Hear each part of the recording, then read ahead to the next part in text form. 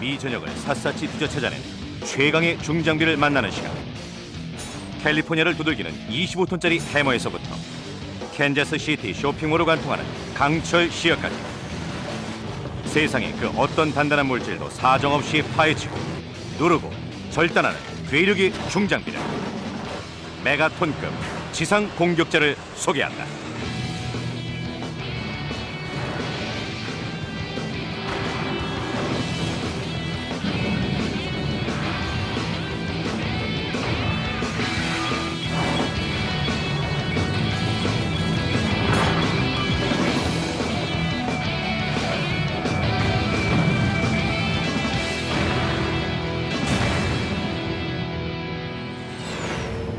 캘리포니아주 리버사이드, 이곳에 인간의 손으로 처치하기 곤란한 문제가 쌓여있다.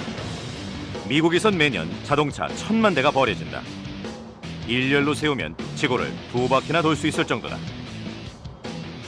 폐차는 일정 과정을 거치면 재생철로 탄생할 수 있다. 그러기 위해선 자동차를 납작하게 압축하는 장비가 필요한데 그것이 바로 카크러셔다. 너비가 13m 이르는 카크러셔는 작은 쿠페형 자동차부터 대형 픽업 트럭까지 모두 90cm 두께의 강철 팬케이크로 만들어버린다. 카크러쉬의 무게는 150톤으로 탱크 5대를 합한 것과 맞먹는다.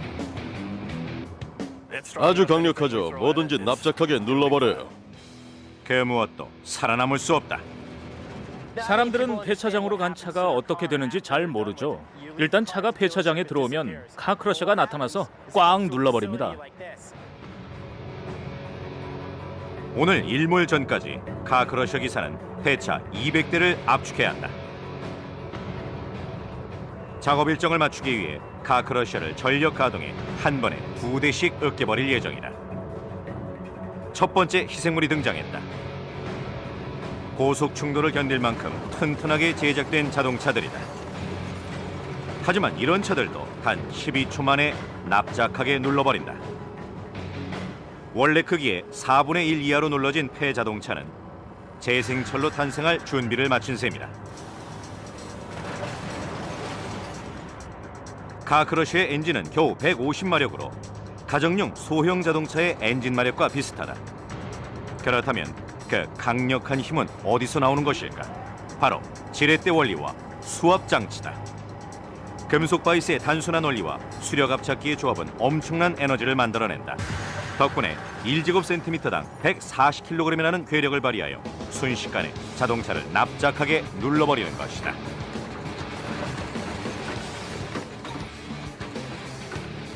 느린 화면으로 보면 응력이 가장 큰 부분에서 찌그러진다.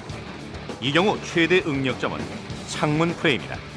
카크러셔가 압력을 가하자 모퉁이 부분이 구부러지면서 유리는 바깥쪽으로 튕겨나온다. 압축 메커니즘을 좀 더 자세히 알아보기 위해 고정대에 음료수 캔을 고정시켜놨다. 압력을 가하자 음료수 캔이 찌그러지기 시작하는데 이 경우 최대 응력점은 캔의 바깥 부분이다. 반면 물풍선은 응력이 균일하다. 바이스로 누르자 모든 면이 일제히 터진다. 카크러셔는 1시간에 자동차 25대를 압축했다. 하루 할당량 200대를 해치우는 것도 문제없어 보인다. 그런데 갑자기 카크러셔의 움직임이 불안해졌다. 만만치 않은 상대를 만난 것이다. 작업 시간이 점점 지연되고 있다. 장비기사는 압착판을 앞뒤로 기울이며 압력을 가한다. 압착판이 자동차 앞쪽에서 뒤쪽으로 기울어진다. 이렇게 하면 균등하게 분산돼 있던 하중이 한 곳에 모인다. 덕분에 더욱 큰 힘으로 자동차를 압박하여 자동차 골조를 허물 수 있다. 카크러셔의 능력은 정말 경이로워요. 어떤 자동차든 납작하게 눌러버리죠. 압착판을 앞뒤로 흔든 것은 효과적이었다. 카크러셔의 파워에 자동차들이 굴복했다. 또 다른 폐자동차들이 뒤이어 줄줄이 압착된다.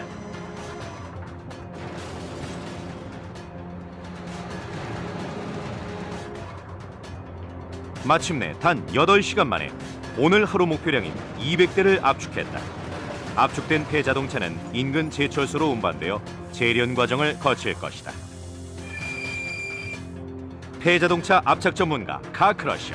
하지만 그것 못지않은 괴력으로 자동차를 먹어치우는 중장비가 있다. 리버사이드에서 4,800km 떨어진 뉴저지주에는 압축된 폐차를 한 입 크기의 고철로 만드는 장비가 있다. 카 슈레더를 만나보자. 건물 6층 높이에 무게는 350톤에 달하는 카 슈레더는 자동차를 잘게 다져버린다. 자동차의 단단한 강철 엔진까지도 잘근잘근 씹혀 강철 조각 형태로 배출돼 재생철로 탄생할 준비를 마친다. 카슈레더 안으로 들어가면 자동차는 끝이에요. 영원히 형체가 사라지는 거죠. 오늘 카 슈레더 기사는 큰 임무를 부여받았다. 폐자동차 2,400대를 갈아서 제철소로 보내는 것이다. 미션을 완수하려면 카 슈레더의 입속으로 끊임없이 폐차를 공급해야 한다. 저희는 가능한 한 효율적으로 장비를 운행하고자 합니다. 따라서 일단 카슈레더가 가동되면 장비 안으로 쉴 틈 없이 폐자동차를 밀어 넣어야 합니다. 그래서 갈기갈기 찢기고 잘려서 나오게 해야죠. 갈고리 집게가 장착된 크레인 2대가 카 슈레더에게 먹이를 제공한다. 크레인이 첫 번째 먹이를 던져주자 카 슈레더 기사 마리오가 조종대를 잡고 운전을 시작한다. 컨베이어 벨트에 떨어진 자동차는 카 슈레더 속으로 끌려 들어가고 자동차는 맥없이 카 슈레더의 먹이가 된다. 1분에 4-5대의 자동차를 갈아버립니다. 차 한 대를 해치우는 데 걸리는 시간은 평균 12초에서 15초로 그 시간이면 차는 가루가 돼버리죠. 자동차를 파쇄하는 핵심 부위는 540kg짜리 해머 20개다. 무적의 합금 망간강으로 만들어진 해머는 1분에 450회 회전하며 시속 280km라는 속도로 폐차를 두들긴다. 이는 경주용 자동차만큼 빠른 속도다.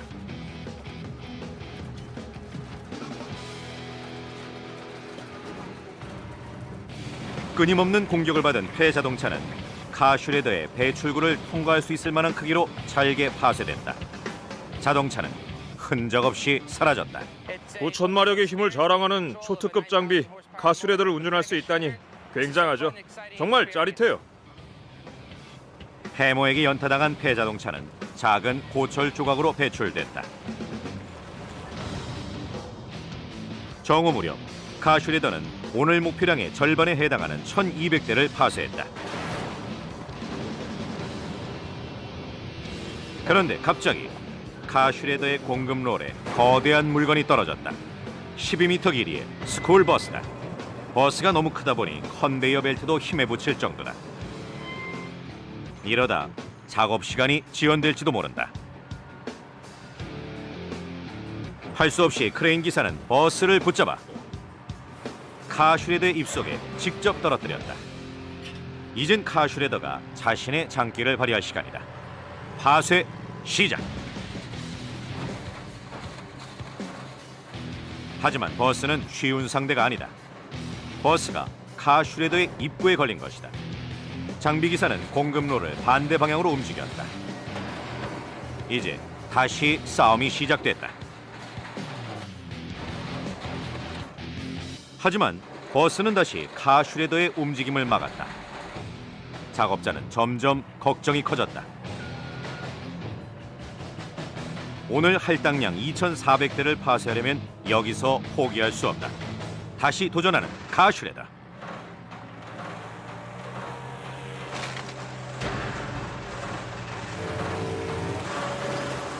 마침내 카 슈레더가 버스를 집어삼켰다. 스쿨버스는 잘게 부서졌고 작업은 계속됐다. 이 직업이 좋아요. 차를 부수고 파쇄하는 게 제 일인데 이 일을 하다 보면 스트레스가 사라지는 것 같거든요. 버스에 이어 남아있는 자동차들도 줄줄이 파쇄되면서 오늘 할당량을 채웠다. 이런 작업은 철강 공급에 있어서도 아주 중요해요. 쓸모없이 버려질 고철도 이 과정을 거쳐 재생철이 되고 새 제품으로 태어나는 거죠. 카 슈레더 덕분에 폐차된 차량은 차세대 철강 제품으로 재탄생하게 될 것이다. 카 크러셔와 카 슈레더가 자동차를 파쇄하는 동안 미드웨스턴 평원에서는 괴력의 중장비 하나가 튼튼한 콘크리트 건물을 가볍게 허물고 있다. 버려진 건물은 콘크리트와 강철이 얽힌 쓰레기 더미와 같다. 미주리주 캔자스 시티의 이 쇼핑몰은 수십 년간 혹독한 날씨와 토네이도를 견뎌냈을 만큼 튼튼했다. 하지만 자연도 파괴하지 못했던 이 건물이 이제 곧 철거될 시간이다. 이 일은 세계 최강의 전사가 맡을 것이다. 바로 강철 시어다.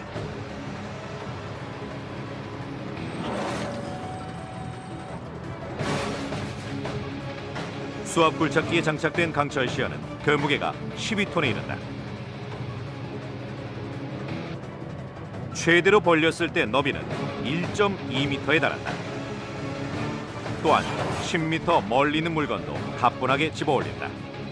강철 시어는 엄청난 악력을 발휘해 절단한다. 그뿐이 아니라 텅스텐강 절삭날이 2개나 있어 절단면은 4개로 분리된다. 하지만 세계 최강의 날카로운 이빨을 움직이려면 강력한 힘이 필요하다.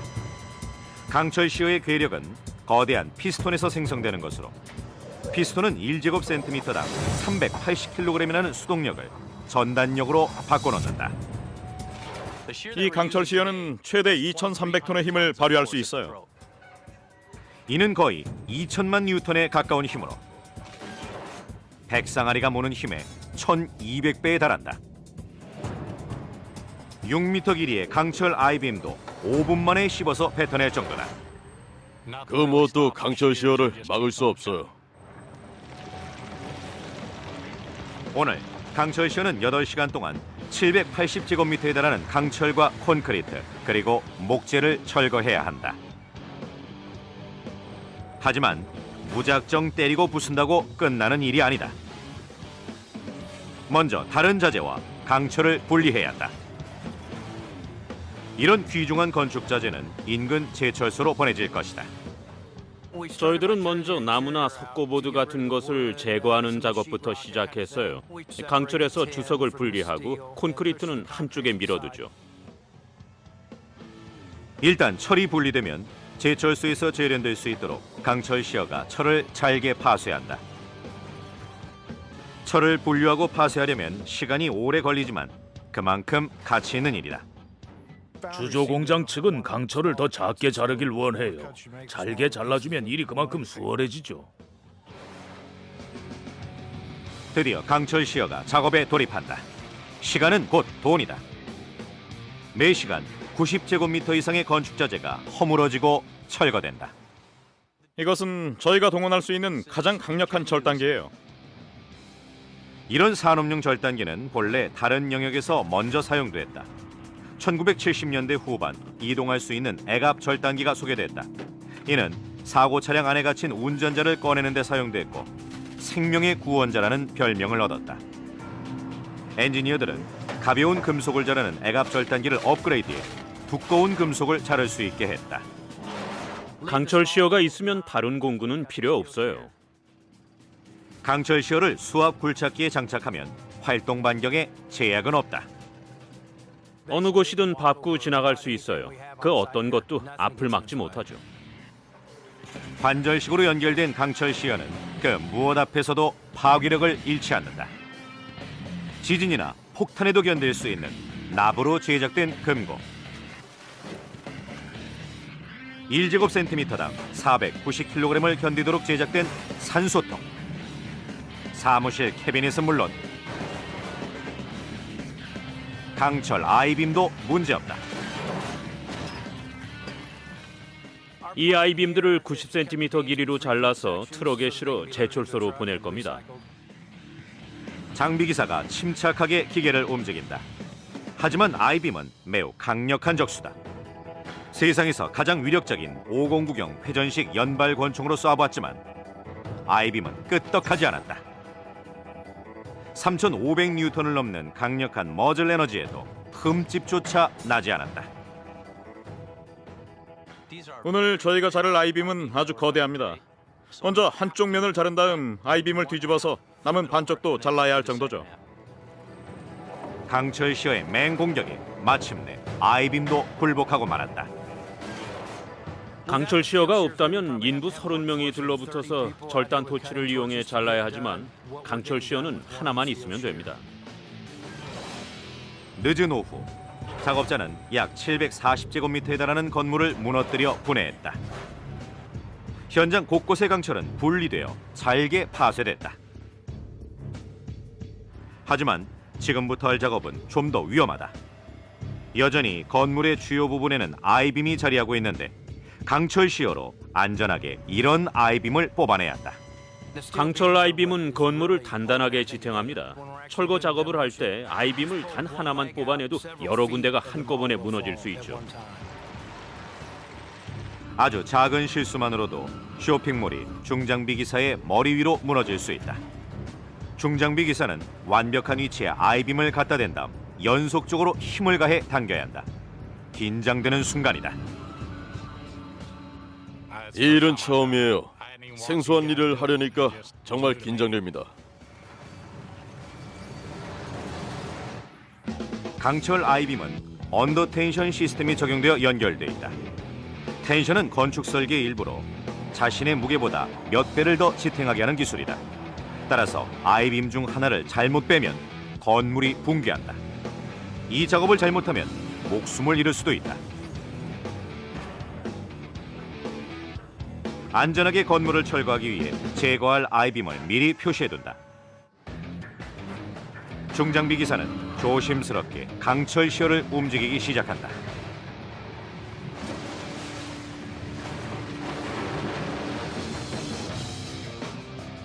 공격은 정확했고 건물 잔해가 중장비 기사 주변에 떨어졌다. 쇼핑몰은 강철 시어에 맞서 싸우기엔 전혀 적수가 되지 못했다. 건물이 무너질 때 밖으로 물러서지 않으면 제 머리 위로 건물 잔해가 주저앉을 거예요. 하지만 쉴 틈이 없다. 오늘 할당량 중 남은 부분을 철거하기 위해 다시 작업에 돌입한다. 쓸모있는 강철은 골라내고 건물을 안전하게 철거하기 위해서는 그 무엇보다 강력한 힘을 지닌 강철 시어가 꼭 필요하다. 걸작 중장비로 인정한다. 강철 시어가 쇼핑몰을 철거하는 동안 텍사스주에서는 길이가 400m에 이르는 장비가 거대한 흙무더기를 만들고 있다. 텍사스주는 그 어떤 곳보다 전기를 많이 소비하는 곳이다. 이곳의 주요 전기 공급원은 석탄이다. 텍사스주 마운트 플레전트, 이곳에는 엄청난 양의 석탄이 매장돼 있다. 텍사스인들이 석탄을 채굴할 때 사용하는 거대한 굴착 장비는 버킷 굴착기와 크로스핏 스프레더다. 먼저 지층을 공격하는 것은 버킷 굴착기로 4만 명이 삽으로 파는 것보다 더 많은 일을 해낸다. 메가톤급 장비예요. 얼마나 거대하냐고요? 엄청나죠. 지름 12m 길이의 바퀴에는 16개의 거대한 버킷, 즉 양동이가 달려있다. 이 버킷들은 트럭 한 대 분량의 토사를 퍼올린다. 한 바퀴만 돌면 덤프트럭 한 대를 가득 채울 분량이 나오죠. 이렇게 퍼올린 토사를 밖으로 뱉어내는 것은 크로스핏 스프레더의 몫이다. 이것은 지상 최대의 흙무더기 제조기다. 무게는 13,000톤이며 높이는 75m로 자유의 여신상보다 키가 훨씬 더 크다. 24층 건물만큼 높고 크기는 풋볼 경기장 4개를 합한 것과 비슷해요. 무게는 연료를 가득 채운 우주선 3대를 합한 것과 맞먹죠. 이 장비 2대를 제작하는 데 걸리는 기간은 3년, 비용은 3,500만 달러다. 소요 전력이 엄청나기 때문에 2대를 동시에 가동하기 시작하면 정전이 일어날 수 있다. 장비 가동에 25,000볼트의 전기가 필요해요. 저희들은 연장 코드를 이용해서 변전소에서 바로 전기를 끌어다 장비를 가동하고 있죠. 오늘 버킷 굴착기와 크로스핏 스프레더가 작업할 몬티셀로 광산은 1.6제곱킬로미터에 달하는 석탄 노천광이다. 이곳의 상부 퇴적물을 제거하면 그 아래 매장된 6,000톤의 석탄을 얻을 수 있다. 중장비 기사 제임스 G가 버킷 굴착기 가동을 준비한다. 저는 10년간 버킷 굴착기를 운전했어요. 세상에서 가장 큰 중장비 중 하나를 운전하니 정말 짜릿하죠. 버킷 굴착기의 컴퓨터 프로그램을 제대로 다루기 위해선 수년간 경험을 쌓아야 한다. 30cm짜리 인날로 지층을 공격해 첫 번째 버킷은 2.3세제곱미터만큼의 토사를 퍼냈다. 하루에 약 13만 세제곱미터의 토사를 파내기는 불가능해 보인다. 하지만 16개 버킷은 한 번 회전으로 약 34세제곱미터만큼의 땅을 파낸다. 600마력이라는 엔진 힘으로 1시간에 퍼내는 토사량은 약 12,000톤. 이는 뉴욕시의 1,200만 인구가 하루 동안 쏟아내는 쓰레기 양과 맞먹는다. 버킷 굴착기는 정말로 놀라운 장비예요. 이게 없었다면 이렇게 땅을 깊이 팔 수 없을 겁니다. 정오 무렵 버킷 굴착기는 13만 세제곱미터 중 절반 정도의 토사를 파냈다. 하지만 땅을 파내는 것으로 끝은 아니다. 버킷에 가득 찬 토사를 옮길 일이 남았다.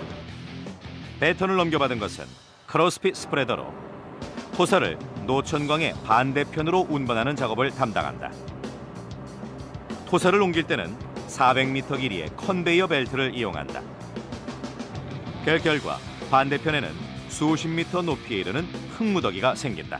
버킷 굴착기가 퍼올린 토사가 컨베이어 벨트를 지나 크로스핏 스프레더 밖으로 나오기까지 대략 1분이 걸립니다. 중장비 기사 랜디 그린의 감독 아래 크로스핏 스프레더가 가동되고 상부 퇴적물은 시속 27km로 이동하기 시작한다.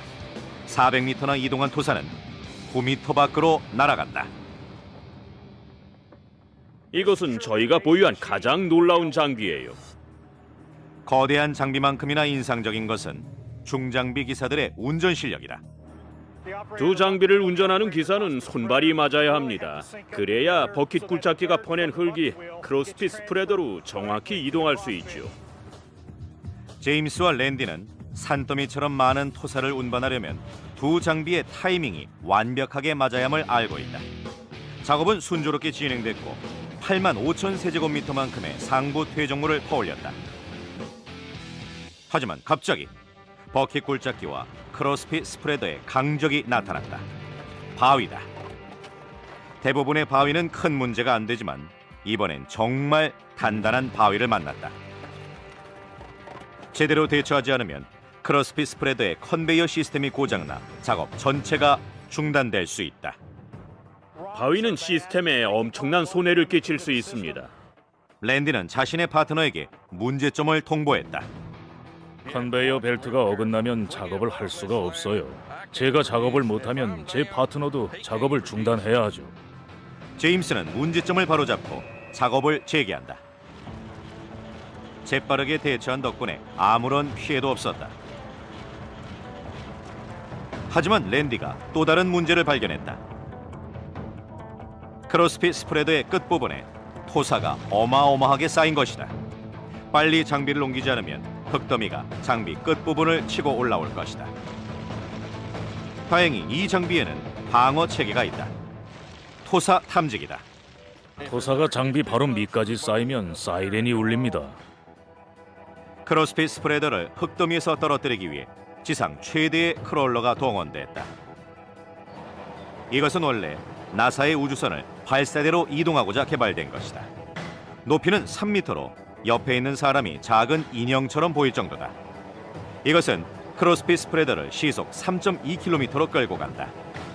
크로스핏 스프레더의 무게가 거의 1200톤인 것을 고려하면 결코 느린 속도는 아니다.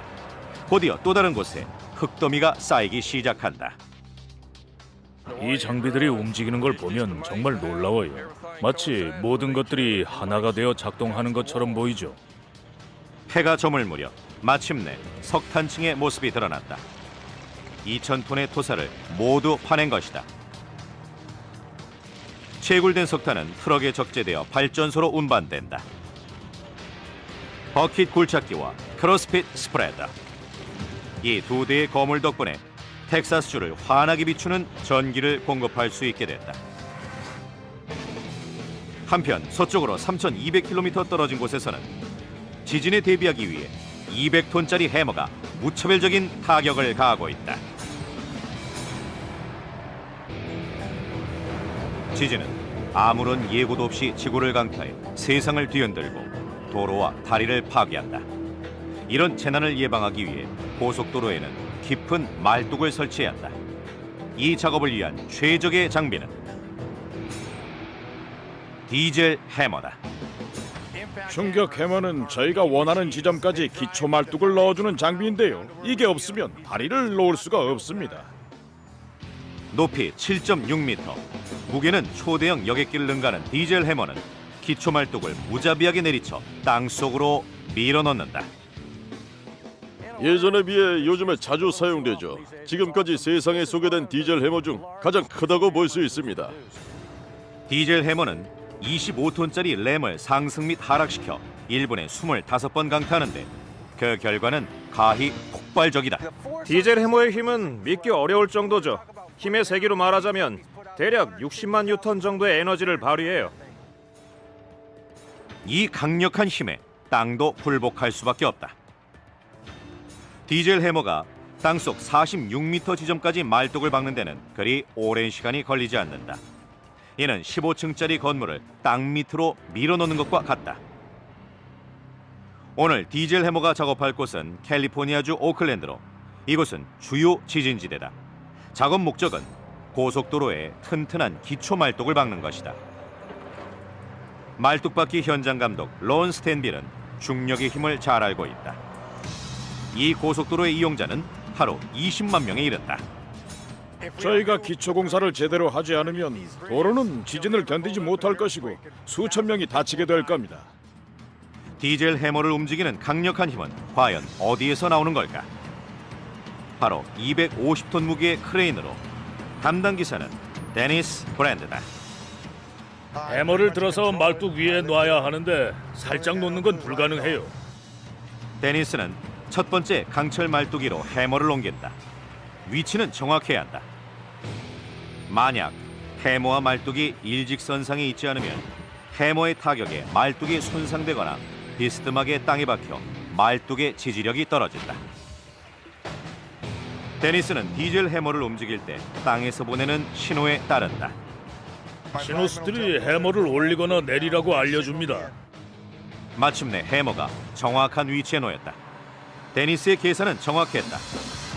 론의 명령이 떨어지면 해머는 공격을 개시한다. 디젤 해머는 힘이 엄청나게 강하기 때문에 그 어떤 말뚝도 박을 수 있습니다. 해머의 디젤 엔진은 실린더 안 혼합가스의 폭발력을 타격력으로 이용해 강력한 힘을 발휘한다. 램이 떨어질 때 충격면을 향해 디젤유가 분사된다. 램이 타격하면 연료가 점화되고 그 폭발력에 의해 말뚝은 땅속으로 들어간다. 첫 번째 폭발은 다음 타격을 더 강하게 만드는 촉매제다. 해머의 강타로 연료가 점화되면 엔진 실린더 안의 공기는 압축되고 두 번째 폭발로 말뚝은 더 깊이 내려간다. 타격력이 너무나 강력해서 25톤짜리 램은 엄청난 괴력을 발휘한 후 다시 원래 위치로 튕겨 올라간다. 중력에 의해 램은 다시 아래로 떨어지고 이런 과정이 반복되며 말뚝은 더 깊이 들어간다. 이런 화학적 반응의 폭발력이 얼마나 강력한지 알아보고자 유사한 화학물질을 5분 안에 채워넣었다. 5분을 향해 날아온 총알 한 발로 화학물질은 점화됐다. 느린 화면으로 보면 68만 뉴턴의 역학 에너지가 생성되어 5분은 흔적도 없이 사라지게 된 것을 확인할 수 있다. 디젤 해머는 매번 그 정도의 힘으로 하루 3만 번 타격을 간다. 디젤 해머의 쉼없는 망치질을 견디려면 기초 말뚝도 튼튼하게 만들어야 한다. 말뚝은 길이 50m, 지름 3.6m, 두께 3cm입니다. 말뚝이 견뎌내야 하는 것은 해머의 타격만이 아니다. 깊은 토양층은 고하중을 지탱할 수 있을 만큼 밀도가 높다. 말뚝이 들어오면 단단한 지층의 중압감이 증가하여 말뚝이 수직으로 박히지 않을 위험도 커진다. 작업을 절반 정도 끝냈지만 해머의 타격이 기대했던 만큼의 결과를 이끌어내지 못하고 있다. 말뚝이 땅속에 수직으로 박히지 않으면 처음부터 일을 다시 시작해야 하고 하루를 허비한 꼴이 된다. 이를 위해 등장한 해결책이 말뚝박기 분석기인데 이것은 최첨단 모니터링 시스템으로 일명 PDA라고 불린다. 저희는 말뚝이 최종 지점까지 제대로 내려갈 수 있도록 작업 과정을 계속 모니터링하죠. 말뚝에는 가속도계와 변형률계라는 센서들이 부착되는데 4개의 방위기점, 즉 동서남북에 각각 부착된다. 센서는 매번 해머가 말뚝을 내려칠 때마다 타격 에너지를 측정해 말뚝이 받는 압력을 알려준다. 이런 데이터는 말뚝을 최대한 효율적이고 안전하게 박을 수 있도록 도와준다. 데이터를 분석하면 해머가 말뚝을 제대로 강타하고 있는지 알 수 있죠.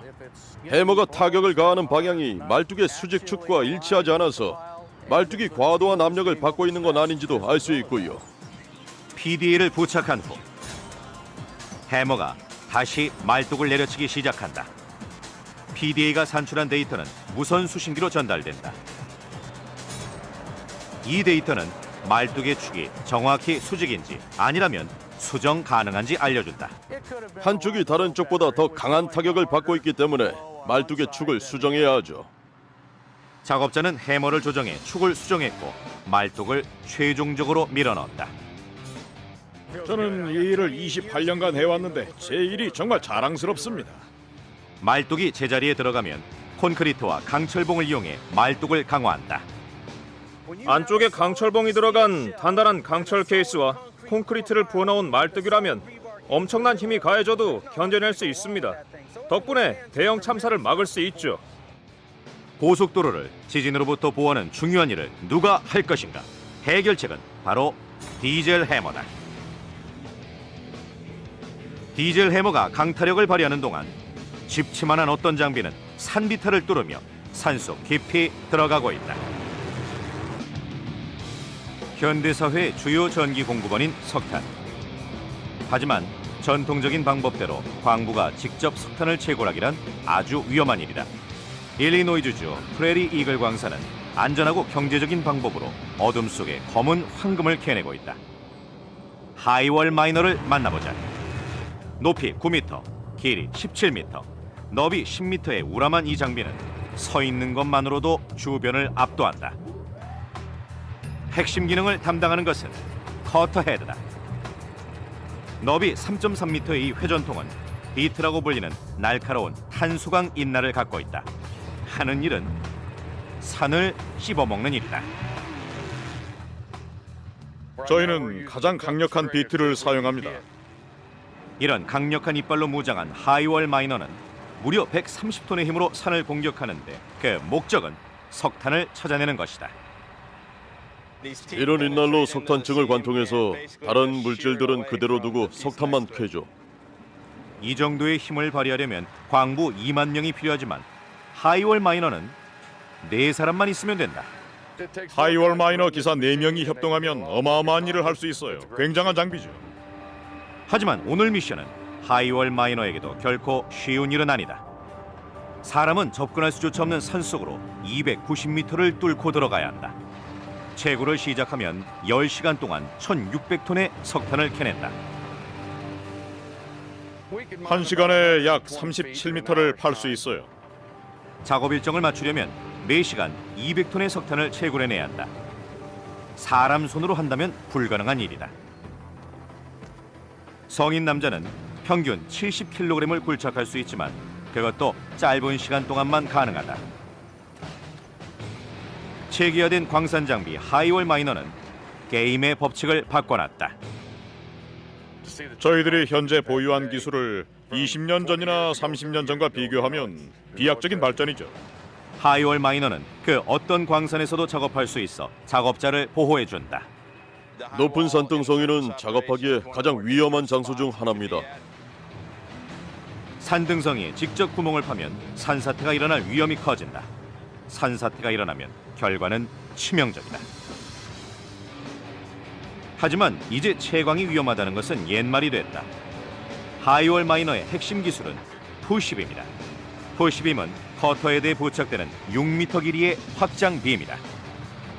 덕분에 더 깊은 산소까지 뚫을 수 있게 됐다. 5톤짜리 확장 빔을 부착할 때는 하이월 마이너 자체의 크레인 시스템을 이용한다.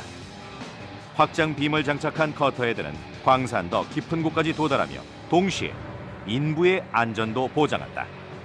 채굴 지점에서 멀찍이 떨어져 있기 때문에 저희는 아주 안전합니다. 하이월 마이너는 푸시빔 50개를 동시에 연결해 최대 300m까지 확장할 수 있다. 지하에서 광부가 석탄을 캐던 시절은 이제 끝났다. 커터헤드가 광산을 뚫고 들어갈 때 푸시빔은 석탄을 밖으로 꺼내는 일을 한다. 광산에서 캐낸 석탄은 푸시빔에 내장된 컨베이어 벨트를 타고 지표면으로 나온다. 푸시빔 안에는 46cm짜리 나사 송곳이 있는데 이 두 개가 서로 반대 방향으로 움직여 석탄을 뒤쪽으로 계속 밀어내는 일을 합니다. 채굴된 석탄이 광산 밖으로 나오면 적재 벨트가 석탄을 적재 구역으로 보낸다. 석탄은 다시 광산 밖으로 운반되어 전 세계로 수출된다. 하이월 마이너는 깊이 약 250m 광산소까지 도달했다. 290m 깊이에 자리한 1600톤의 석탄을 향해 순조롭게 나아가는 중이다. 그런데 갑자기 전류기 수치가 치솟았다. 커터헤드가 단단한 바위를 친 것이다. 커터헤드 수치가 100을 넘어서면 단단한 바위를 만났다고 볼 수 있습니다. 석탄 채굴 과정에서 단단한 바위가 섞이면 석탄의 순도가 떨어질 것이다. 다행스럽게도 하이월 마이너는 방어 체계를 갖추고 있다. 커터헤드 위에 장착된 저항 측정기를 통해 석탄이 어디에 있으며 바위를 어떻게 피해야 할지 알 수 있다. 석탄이 있는 길을 탐지하면 작업자는 수압 장치를 이용해 커터헤드가 움직이는 방향을 제어할 수 있다. 커터헤드의 유연한 이음새와 푸시빔 덕분에 하이월 마이너는 300m 멀리 있는 석탄층까지 도달할 수 있다. 이런 기술 덕분에 바위를 피해 품질 좋은 석탄을 채굴해 발전소로 보낼 수 있다. 해가 저물 무렵 1600톤 이상의 석탄이 채굴되어 배송 준비를 마쳤다. 임무 수행 완료. 저희는 12시간 동안 4대 사람만으로 무려 2,500톤의 석탄을 채굴할 수 있습니다. 정말 놀라운 장비죠. 하이월 마이너는 정말 대단한 장비예요. 일을 하는 걸 지켜보면 놀라울 따름이죠. 하이월 마이너 덕분에 더 안전하고 더 빠르게 더 효율적으로 석탄을 채굴할 수 있게 됐다. 덕분에 다른 장비들은 모두 무용지물이 됐다. 채굴된 석탄이 운반을 기다리는 동안 플로리다에는 거대한 호수를 자연 재앙으로부터 보호하고자 중장비 한 대가 출동했다. 플로리다주에 자리한 오키초비 호수는 미국에서 두 번째로 규모가 큰 담수호다. 하지만 호수의 홍수를 막기 위한 제방은 허리케인의 강타를 견디기엔 너무 허술한 상태다. 이게 무너지면 플로리다 남부 전체가 물에 잠길 겁니다. 증축 보수 공사가 필요하다. 이 일을 할 수 있는 장비는 오직 하나뿐. TRD를 만나보자. TRD는 바닥을 파서 토사와 콘크리트를 섞어 방수벽을 쌓을 수 있는 기계다. TRD는 3중 공격 체계를 갖추었다. 땅을 깊이 파고 시멘트를 섞고 둑을 설치하는 것이다. 100톤짜리 개량 크롤러 크레인에 장착된 TRD는 높이가 10m에 이른다. 엔진 마력은 포르쉐도 질투할 법한 470마력이다. TRD에서 땅 파기를 담당하는 것은 대형 사슬톱 절단기로 높이는 무려 3m에 이른다. 탄수강 톱니는 너비가 60cm, 두께는 15cm다. 이렇게 땅을 잘라놓으면 콘크리트 혼합기가 1시간에 5,300리터씩 콘크리트를 들이붓는데 덕분에 작업 전보다 집안이 더욱 견고해진다. 미국 전역을 통틀어도 몇 대 되지 않는 이 귀한 장비가 오늘 오키초비 호수둘레에 거대한 방수벽을 쌓기 위해 출동했다. 허리케인과 홍수가 닥쳐도 끄떡없을 만큼 튼튼하게 하려면 제방에 지하 방수벽을 세워야 합니다. 총 230km 이르는 제방 중 TRD가 오늘 공사할 구간은 약 2km다. 지금까지 1.5km 정도는 공사가 완료됐고 앞으로 500m만 더 하면 됩니다. 오늘 주어진 임무는 최고의 기술력을 동원해 20m 깊이로 땅을 파 제방을 쌓는 것이다. 옛날 제방은 단순히 진흙과 돌덩이가 섞여 만들어진 벽이었고, 이런 벽은 물이 쉽게 침투할 수 있었다.